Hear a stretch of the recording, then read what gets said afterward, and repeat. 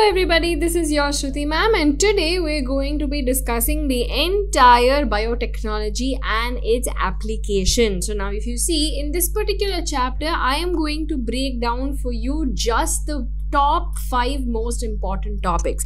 Now why you should attend this is because no matter in which level of score you are stuck in, it will definitely help you to boost your score from here just by covering these 5 parts of the chapter. Okay, now when you look at biotechnology and its application, a lot of topics in your board exam can appear based on certain techniques, or just blatantly they'll ask you direct questions as to how is it applied here. So not much of twisted concepts, but all the concepts definitely has to be understood so that you can write down all the points accordingly and you can score well. Okay, so our countdown series is just going to help you end to end cover all your science subjects and all your board exam preparation in just 60 days. So to know the schedule, to know all the notifications, and to also of course take part in the leaderboard, you have to join our WhatsApp community and also fill out the form link in the description box after the class. Okay, great. So our fast track batch for the NEET 2026 batch is already started, and this is running a 15% off right now. So you can even start now and crack your NEET exam. So use the code MEGA15 and definitely join the course. Now the main batches, which is the Talabadi batch and the Vetri batch, both have a 30% mega discount. So use the code MEGA30 and avail the online coaching from us. Okay, so now all of these batches will enable you to have an organized study plan and to go according to the systematic way of preparing for the exam rather than being very haphazard in your preparation. Okay, so let's do it together and let's make sure the 2026 NEET will definitely be ours. Okay, now let's start off with the chapter. Now the top 5 topics that biotechnology and its applications you have to cover is firstly BT cotton, BT toxin, how these GM crops or genetically modified crops give pest resistance. Okay, this is an application in agriculture. Second thing, another one in agriculture will be the nematode resistance, which is brought about by the RNA interference mechanism. So what that is, how that works, you have to definitely go through. Then third thing is the genetically engineered insulin. Okay, now this genetically engineered insulin is a very, very important medical application and it will be very useful. It is useful in the real world as well, and it is important for you to know as well because it will come in a lot of long answer questions, especially the 5-mark questions. You can find these topics. Then we have gene therapy or ADA deficiency. So this again is a medical application of biotechnology. And then lastly, molecular diagnosis, which involves processes like PCR, ELISA, DNA probes and so on. Okay, now coming to BT cotton and BT toxin. So firstly, you have to understand that this BT is referring to nothing but a particular organism which we call as Bacillus thuringiensis. Now this Bacillus thuringiensis naturally releases a toxin. Okay, now this particular toxin okay, is produced in certain growth phases of their development. Okay, and this particular toxin is nothing but a protein crystal, right? So these crystals are secreted by these organisms, and whenever a particular predator, okay, some kind of caterpillar or some pest will come and ingest these crystals, what will happen is this crystal is in the form of an inactive protoxin. So this inactive protoxin activates in the gut of the insect, okay, and becomes a proper toxin. So that is how they are offering resistance to certain insect pests. Okay, and because we use this BT toxin, this will reduce the dependency on any kind of chemical insecticides that we may be currently using. Okay, now this toxin will not affect the host. Who's the host? Like who is producing it? The Bacillus bacterium in itself, because it is producing the toxin, it will not do anything to that organism. So same thing, even if the plant is engineered to produce this toxin, nothing will happen to the plant. Okay, now when the larva, when the predator, when the insect, when the pest will basically ingest this, okay, so these spores will now actually get activated. How? it is basically going to get activated in the alkaline pH. Okay, so now normally we all have an acidic pH, correct? But in the insect's intestine there is an alkaline pH. So because of which it will get activated. So once the protoxin gets activated, this toxin will bind to the gut of the insect. Okay, there are some receptors there. It will bind there and it will put pores in the cell membrane. So as a result, what will happen? There will be cell swelling. Okay, the cell will eventually it will rupture and the insect will die. Okay, because if it puts holes along the gut of the larva, then the larva cannot eat properly and cannot develop, right? So the pest will die like that. Okay, so this is the most important thing. Now, what are the genes involved and what target organisms they will attack? Always remember Cry1 AC and Cry2 AB. Both of this will attack cotton bollworms. Okay, so cotton bollworms is Cry1 AC, Cry2 AB. Whereas for corn borers, it is Cry1 AB. So this, I don't know how many stars I should put. Okay, definitely remember that this is a must point to remember in your preparation. Okay, so Cry1 AC and Cry2 AB for cotton bollworms and Cry1 AB for the corn borers. Okay, so these 3 genes affecting 2 target organisms. They'll ask you which organism, which gene, so you should definitely know. Okay, now this is group specific. Now because it is group specific, only those pests that we are targeting, if they come and eat the toxin, only then they will die. Okay, so otherwise there is no other organism that will be affected in this process. Second thing is, because this is going to be ingrained in the system of the plant, now we don't have to spray any other insecticide or pesticide from the outside. So this is environmentally better. For the user also it is better. For the consumer, what happens is, because this is a specific toxin, okay, and it gets activated only in the alkaline pH, it will definitely not affect any human beings or other animals that have a different pattern of a gut system. Okay, so it will be specifically targeting insects of the orders Lepidoptera, Coleoptera, Diptera. So no other animals or humans will be affected by ingesting this particular toxin. Clear? That's about your BT. Now, second concept that we have to understand in this chapter is RNA interference. Now, in agriculture, there are certain other group of pests, okay, which is a nematode group of pests. Now, there is actually a specific nematode called Melodygyne incognitia. Now, this particular nematode will actually affect the tobacco plants. So, because of that, there is a lot of reduction in the yield and lot of problems that come with it. So, because of this reason, we have developed a certain biotechnology application through RNA interference. Now, what is RNA interference? Normally, this RNAi or RNA interference is a normal defense mechanism that is there in eukaryotes. Okay, so what happens is, now there is a specific mRNA that is produced. Correct? Now, if that mRNA is expressed, then it will form a protein, and that protein is harmful to us. So, in order to silence that mRNA, I am going to produce a complementary double-stranded RNA. Okay, so when I produce a complementary RNA, this complementary RNA and the existing mRNA is going to form a double-stranded RNA. As a result, translation cannot happen and the protein cannot be expressed.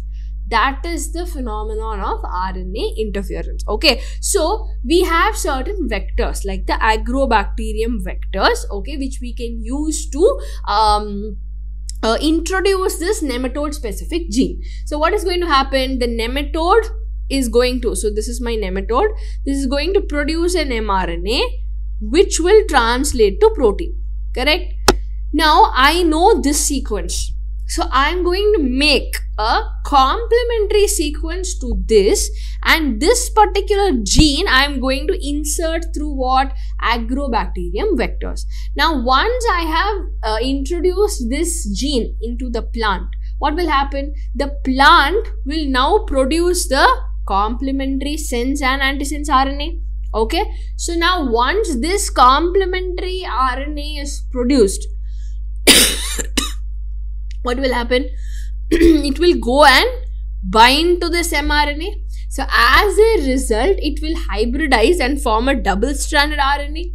Now this double-stranded RNA cannot undergo translation, and as a result of which there is no proteins that will be produced. Okay, so what happens is this double-stranded RNA that is there, it will trigger the RNA interference mechanism, okay, and it will silence the nematode's mRNA.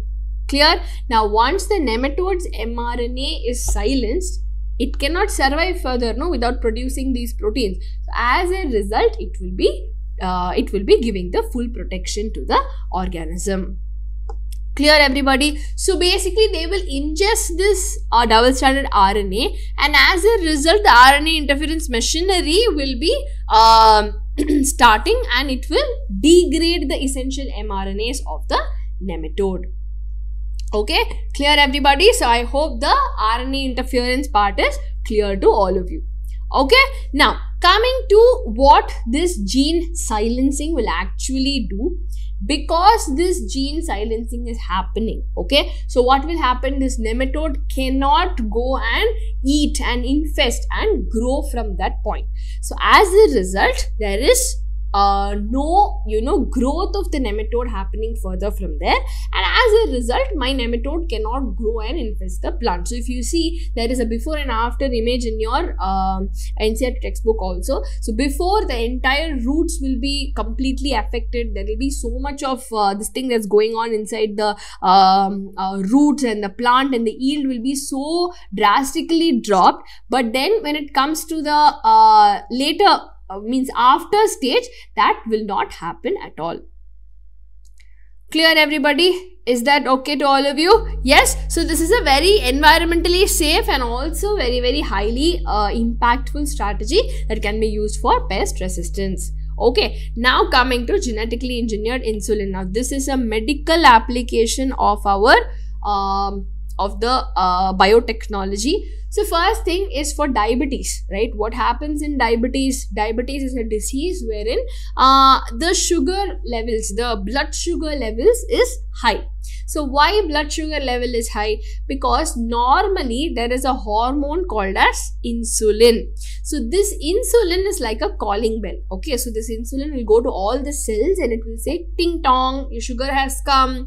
Then the cell will open and it will take up the sugar. That's how the insulin will work.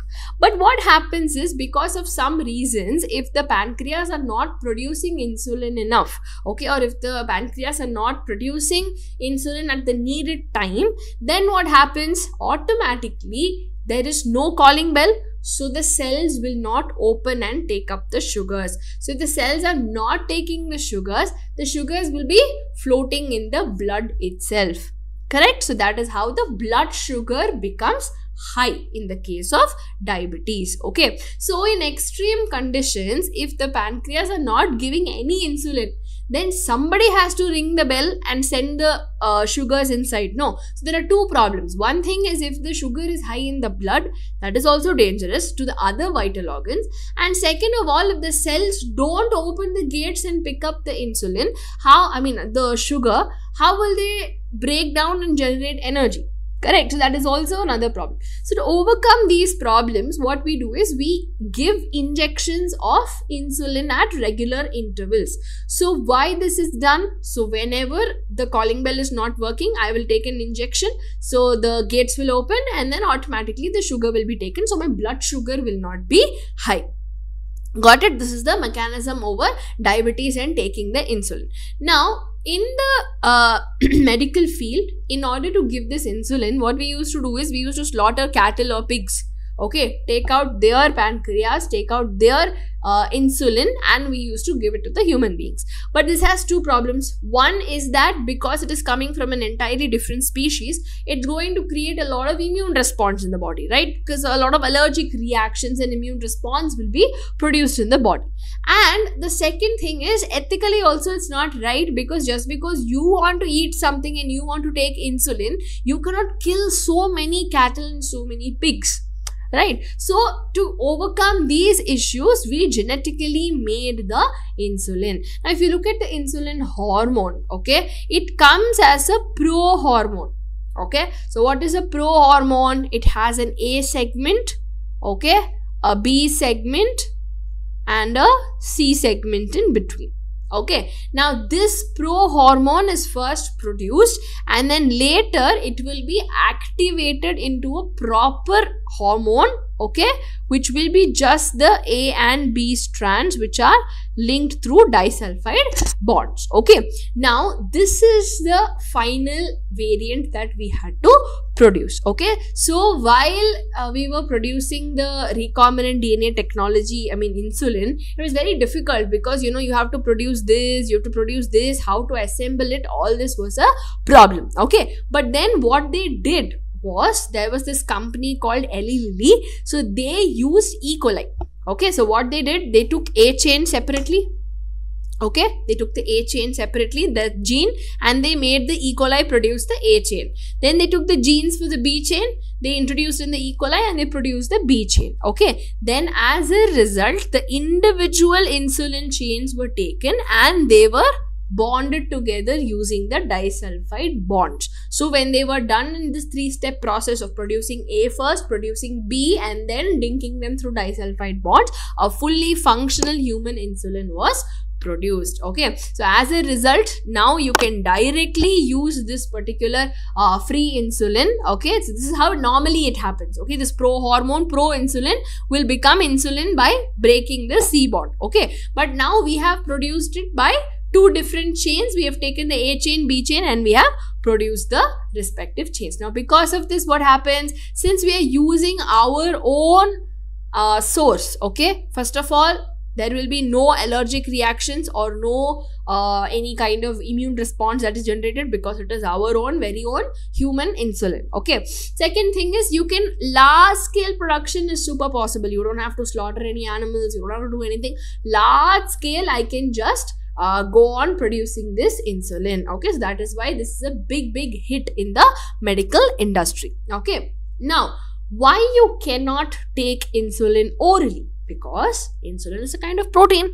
Yes, so if you take it through your oral tract, you have to go through stomach, intestine and all that, and eventually all this protein will be degraded and absorbed. So this particular hormone will not be functional when it is absorbed. It will break into amino acids and that is what you will ingest. So that is not what we want. We want the complete hormone, correct? So that is why you are taking it through injections. Now this particular reason is also very important because they'll ask you this as an important board question as well. Why insulin cannot be taken as a oral drug and it has to be given as an injection? It is because of this reason. Okay, so any protein you take, it will break down in your body. So that is what will happen in this case also. Clear? Now the fourth most important application is gene therapy. Now gene therapy, why we do is simple. Therapy is correcting anything, right? Correcting the defect. So gene therapy is any kind of gene defects we may have, we're going to correct using this particular technique. Okay, so here what we are going to do is we're going to take the normal gene. So I have a gene defect. I'm going to take the proper gene and put it into my cell. So then what happens? I don't have a proper gene. But if I put the proper gene into my body now, then I will also have a functional gene and I will have everything that is properly producing. Correct? So the first time they did this was in 1990 on a 4-year-old girl who had an enzyme deficiency. So this enzyme is called adenosine deaminase. So ADA. This ADA deficiency was caused. Okay, so this is basically a genetic disorder that will impact the immune system. Okay, so it will cause severe combined immunodeficiency. So a lot, like, because the immune system is not working properly, you're susceptible to a lot of diseases, a lot of infections very easily, and as a result of which it can even be fatal. So this is happening because this particular ADA gene is going to be deleted. Now because this gene is deleted, this enzyme is not there, as a result the immune system is not working properly. So what we do is normally they take the bone marrow transplantation or enzyme replacement therapy. But you cannot cure this completely, no, through all these techniques, correct? But what you can do is, in gene therapy, you can take the lymphocytes of your body, take it out, culture it, okay, and the functional whatever gene, the functional ADA gene is taken, complementary DNA is taken and put into the lymphocyte. Okay, so how do we deliver this? Through a retroviral vector. Okay, now once we have done this, then what happens? The genetically modified lymphocyte is taken back into the body. Now this particular lymphocyte has the gene, so it will produce the ADA and the body will be functioning normally. But the problem here is this lymphocyte will also die after a certain period of time. So that time you have to periodically keep infusing the genetically engineered genes. But in case you find out that there is some problem like this in the embryonic cells itself or in the bone marrow stem cells itself, if you can target it and you can introduce this functional gene there, then periodic infusion is not required. The stem cells itself will have the original gene. It will itself start producing it as and when it will multiply. Okay, so this is the permanent cure. Okay, through genetic therapy, through gene therapy is how you can get a long-lasting expression of the gene, or you can permanently cure this particular disorder. Okay, so there are a lot of recent advances in gene therapy, okay, such as lentiviral gene therapy. Okay, so they have shown that you can have a long-term immune restoration, okay, in many ADA immunodeficiency diseases, or in different other diseases also. So this can reduce how much we depend on other treatments or other medications. Okay, so by correcting the disease at a gene level, so imagine in that case, then a lot of problems can be overcome, right? So we take the patient's bone marrow cells, we will take the virus, insert the gene. Okay, so the virus will have the gene and this will deliver this gene into the cell. Okay, then the cells are genetically altered because our desired gene is now entering the cell. Now because of that, if I take that and put it back into the child, then the child is going to have the cells that have the new gene, have the corrected gene. So as a result, it will be very easy for the child to overcome this disease. So otherwise, treatments, other therapies and all are very, very time consuming and also difficult for the patient. Okay, it is not a permanent cure that is seen. Clear, everybody? Then coming to molecular diagnosis, which is the last application you have to definitely remember for this chapter. So first thing is, when you have an early diagnosis, it is always easier to treat the disease. Okay, why is that, ma'am? Because obviously, when you have a certain disease that is infected, if it is in one part of your body or it is just starting to grow, it is easier to invade, correct? But if it has already gone through major systems of your body and it is already in a very, very difficult stage, it is difficult to treat and the chances of getting cured is also very, very less, correct? So especially in certain diseases like HIV, okay, or diseases like that, it is easier to detect it early and start the treatments early so that you can prolong the effects for a long time. Okay, but normal serum analysis or urine analysis will not give you to the point diagnosis in such a micro level. Okay, it is very difficult to get it. But when we use certain applications of biotechnology, like for example the technique called as PCR. So PCR is basically called polymerase chain reaction. Okay, now this particular polymerase chain reaction, how it works is it is going to make copies of the genetic material. Okay, so in case there is just one piece of virus also, what will happen?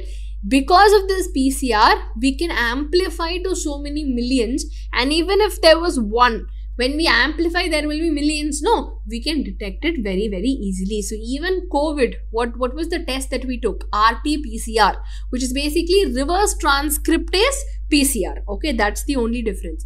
Now, if you look at PCR process, what we do is this is done for specific DNA segments. Okay, so we take the DNA. First, we will separate the strands. So that is denaturation. Okay, so the double-stranded DNA is separated into single strands. Now, after that, we will attach a primer. Okay, one on this side, one on that side. We will attach a primer. This process is called as annealing. Okay, so once the primers are attached, we will use a DNA polymerase and synthesize the complementary strand normally, which is called as the extension. Now here, because this entire process is happening in the laboratory and the temperature is much, much high, the normal DNA polymerase will not work here. Correct? So you have to isolate it from certain organisms that live in those high temperatures. Okay, some hot springs, hot vents and all those organisms that are living there will have enzymes that can be used in this particular temperature. So that we have an organism called Thermus aquaticus. Okay, so Thermus aquaticus is the organism. So from that, since we are isolating it, we call the polymerase as Taq polymerase.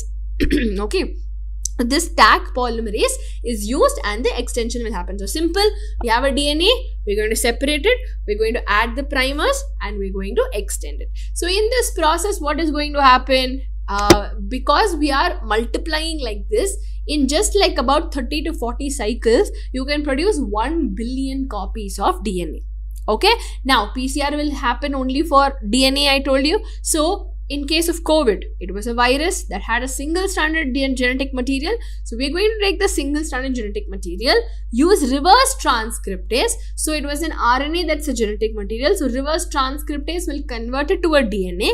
Then that DNA we will subject to PCR. So even if there is little bit of the virus, even if you are asymptomatic, when you do the test, you can automatically find if the virus is there in your body or it is not.